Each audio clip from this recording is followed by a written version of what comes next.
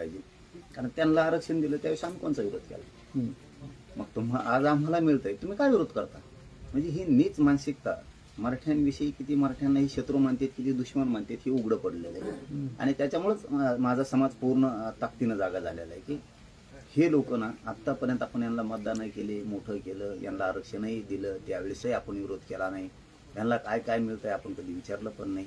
आपल्या डोळ्यात देखता आरक्षणातून हे नोकऱ्याला लागले, कमी मार्क असले तरी पण लागले, आमचे जास्त असले तरी लागले नाही, तरीही आम्ही कधी कणलो नाही, कधी बोललो नाही. आज आमच्या हक्काच्या नोंदी सापडल्या, आमचं गॅजेट सापडलंय. तुमच्यापेक्षा आधी 100-150 वर्षापासूनच आमचं आरक्षण आहे. आम्ही ते आरक्षण घेतोय. तुमच्या कोणाचे पुरावे नसून तुम्ही बोगस आरक्षण घेताय, ज्या तुमच्या मागासवर्ग आयोगाचे निकष सुद्धा पार करू शकत नाहीत अशा त्याच्यात 100पेक्षा जास्त जाती आहेत. तरीही तुम्ही त्यांना आरक्षण दिलं, तरी आमचं काय म्हणणं नव्हतं. पण आमचं आरक्षण आम्ही लढून मिळवलंय आणि ते तुम्हाला आम्हालाही खाऊ देत नाहीत. म्हणून मराठी आता खूपच संतापून गेले की हे खूप जातीवाद करायले आणि हे शत्रुत्व मानायले. काय नाही, त्यांची खोड जिरवण्याची ताकद आमच्यात आहे. भुजबळ म्हणतात की मी एका जातीसाठी लढत नाही म्हणून. आणि मग कोणासाठी लढला? कोणाचं कल्याण झालं? आला का इथं? तर ते बोर्डे भैया इतके दिवस बसलं विचारत येईल लेकरू, आला का तू? तुला नुसते मोर्चाला लागते धनगर, सभाला लागते तुला धनगर, का नाही आला? धनगर समाज सुद्धा आता हुशार झाला. तू काय केलं? लमानी समाजाचं किती वाटलं झालं? काय केलं तो? कोणासाठी? कशाला यायचं तो मोर्चाला लमानी समाजाने, धनगर समाजाने? कोणत्या सुतार, लोहार, कुंभाराचं कल्याण झालं? कोणत्या दलित मुस्लिमाचं कल्याण झालं? कोणाचं कल्याण झालं? काही कडी वडरी समाजाचं कल्याण झालं का? लिंगायत समाजाचं तो यामुळे कल्याण झालं का? झालं कोणाचं सांग? विरोध करायचा म्हणून, करायला म्हणून तो मुठभर आमच्या विरोधात घेऊन हिंडतो. म्हणजे ओबीसी समाज आमच्या विरोधात नाही, तू परळीची लाभार्थी टोळी संघ घेऊन हिंडतो. म्हणजे काय, तू आम्हाला ते विरोधक समजू नको. तुला ती सवय लागलेली. जात आणि जातीवाद कमी होऊ द्यायचा नाही, म्हणजे आपल्याला राजकीय स्वार्थ साधता येईल. आणि यांचं काय चाललंय, फक्त ओबीसी खेचायचा प्रयोग सुरू आहे. काँग्रेसकडे ओबीसी किती वाढायचा, राष्ट्रवादीकडे भाजपकडे किती वाढायचा, शिवसेनेकडे किती वाढायचा, म्हणजे ही पद्धत चालू आहे यांची. मग नुसती ओबीसीची फरफट लावली, फायदा ओबीसीचा काहीच नाही. म्हणजे तुमचं म्हणणं की राजकीय मोर्चा आहे? काँग्रेसचा मोर्चा आहे ते, सरळ सरळ ते काँग्रेसचा मोर्चा आहे. त्यांना माहिती आहे मराठ्यांच्या JRच्या विरोधात बोंबलायचं, मराठ्यांच्या विरोधात बोंबलायचं म्हणजे ओबीसी आपल्याकडे येईल. ही स्पर्धा लागलेली त्यांच्या, नेतृत्वाची स्पर्धा आणि श्रेय घ्यायची स्पर्धा लागलेली त्यांच्या. खरे काम करणारे जातीसाठी, त्यांचे ओबीसीसाठी काम करणारे खूप आहेत ना, ते असलं नसलं काम नाही करत. त्यांचं म्हणणं आहे मराठ्यांना मिळालं ना, त्यांच्या अभ्यासक आहेत, त्यांचे तर मोठा लेणी येते, त्यांचं म्हणणं आहे जर गॅजेट आहे ना दिलं पाहिजे, नोंदी त्यांच्या नोंदी सापडल्या दिलं पाहिजे. उगा हटकून विरोध करण्यात मजा नाही. आणि यांना जरी एवढं वाटतं ते येवल्याला की मराठा आरक्षण किंवा मराठी आरक्षणात आल्यामुळं त्यांचं आरक्षण कमी होतंय, तर ह्या वर्षात जवळपास 50 जाती आरक्षणात घातल्या. कमी विरोध केला ओबीसीचे, हे पण लक्षात येते. याला वाटतंय ना मराठी आरक्षणात आल्यामुळं आरक्षण कमी होत आहे, तर ह्या वर्षात 50 जाती घातल्या सरकारनं, का नाही विरोध केला येईल? याच्या आधी किती का आल्या? ती छोट्या जाती म्हणतो त्यांना, पण संख्या आहेच ना त्यांची मोठी, त्यांची पण मोठी संख्या आहे ना. थोड्या थोड्या जाती जरी असल्या त्या घातल्या, तेव्हा विरोध का नाही केला? म्हणजे मराठ्यांच्या पण लक्षात आलं आता, जसं ओबीसीचं आलं तसं, की मराठ्यांच्या पोरांना याला मोठं होऊ द्यायचं नाहीये. ही मराठ्यांना प्युअर दुश्मन मानतात, शत्रू मानतात. आणि आपल्याविषयी यांची मानसिकता खूप घाण आहे. यांचे लेकरं मोठे झाले, यांना आरक्षण मिळालं, त्यावेळेस आम्ही मराठ्यांनी विरोध केला नाही, पण आपल्या लेकरा बाळांना आता नोकऱ्या लागल्या, शिक्षणात पुढे जातील, तर हे लोक आपल्या विरोधात जायला लागले. मराठा खूप आता एकवटला, खूप संतापलाय पण आणि एकवटलाय पण. आता पाटील, आजच्या मोर्चा तर सरळ सरळ अगोदरच ते सांगत आहे की GR रद्द करावा, ही प्रमुख मागणी घेऊन मोर्चा आहे. ती खेचाखेचीचं काम चालू आहे, त्यांचं दुसरं काही काम चालू नाही. अभी ट्रेलर आहे, पिक्चर अभी बाकी आहे. पिक्चर आणि पिक्चर रे, काय पिक्चर आणि पिक्चर, काय पिक्चर नाही पिक्चर नाही, काहीच नाही. यांचं काय आहे, यांच्या डोक्यात फक्त राजकारणाचा किडा आहे.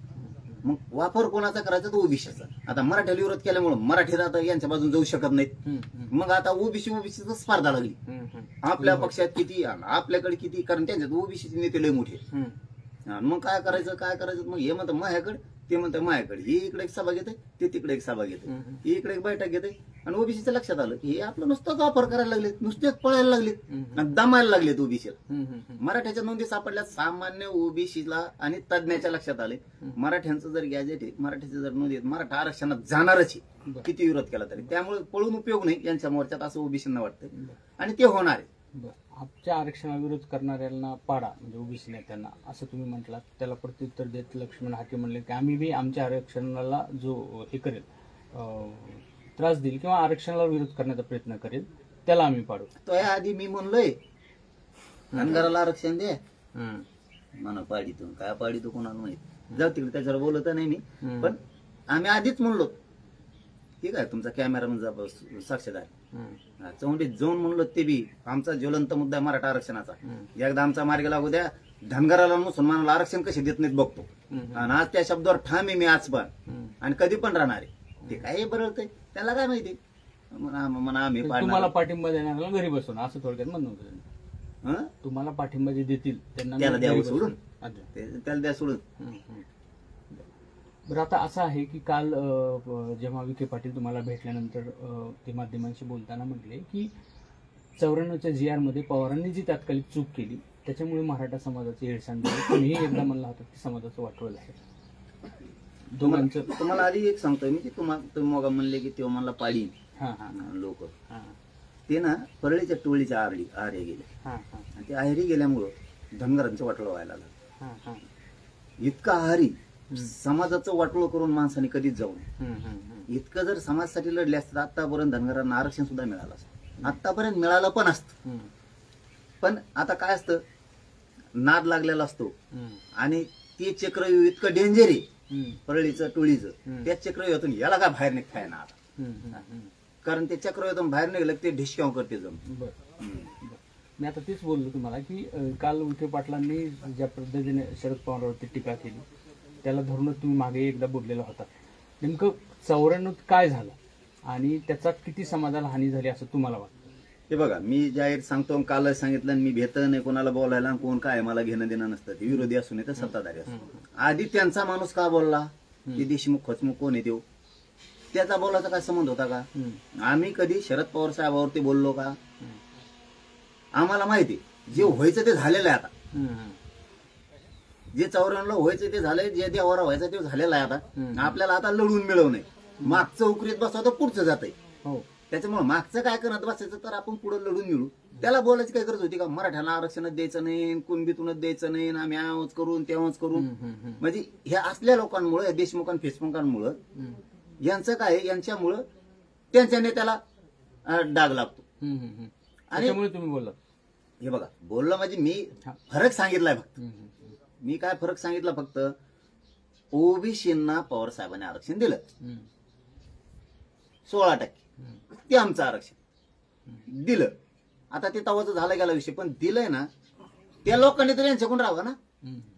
सापाला दूध पाजून बसले मग आता त्यांना पश्चाताप येत असेल तिच्या आईला ज्यांना पुन्हा आरक्षण दिलं तेही आपल्या बाजून नाही राहिले त्याच्यापेक्षा मराठ्याने दिलं असतं तर बरं झालं असतं हे आम्ही बोललो त्या दिवशी. आणि हे त्यांच्याही माकडं मुकडं 4-2 असते ना त्यांनी समजून घ्यावा नीट.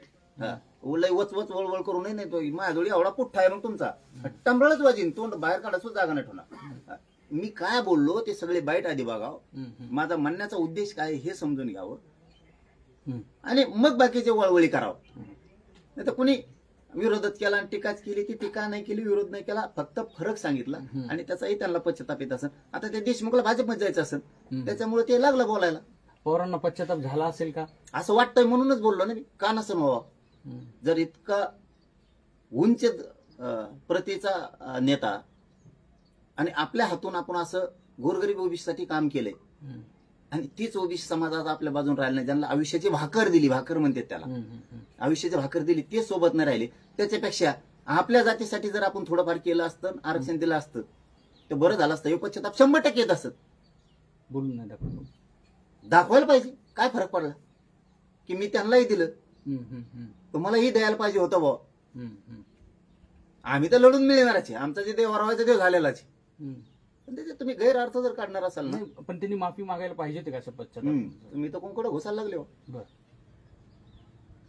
तशी तुमची काही भावना नाही ती मी 94चं जार घालणार आमचा घातला की मी ती 94चं जार घालणार. बरं आता दुसरं आहे साहेब की काल विखे पाटील म्हटले की जी सामाजिक विषमता पसरली त्याला शरद पवार जबाबदार आहे.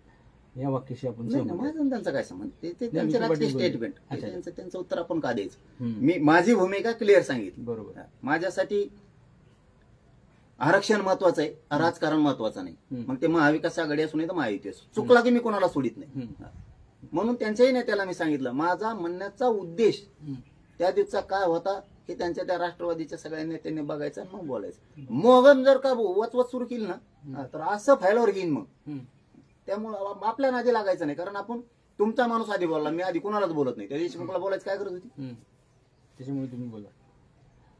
पाटील, शेवटचं आजच्या या मोर्चाचा काय अर्थ लावायचा ओबीसीनी किंवा मराठा समन्वयकांनी, मराठा समाजाने असं म्हणतो? राजकीय स्वार्थ, राजकीय स्वार्थासाठी ओबीसीचा वापर करून घ्यायचा. कारण आमचा जे आर हे सरकारी दस्तऐवजी महसुली पुरावे त्या आधारावर काढलेला आहे की याला धक्का लागत नसतो. त्याला जर धक्का लागला तर 94 जे आरला धक्का लागतो. 50% वर गेलेलं 2% आरक्षणाला सुद्धा धक्का लागतो.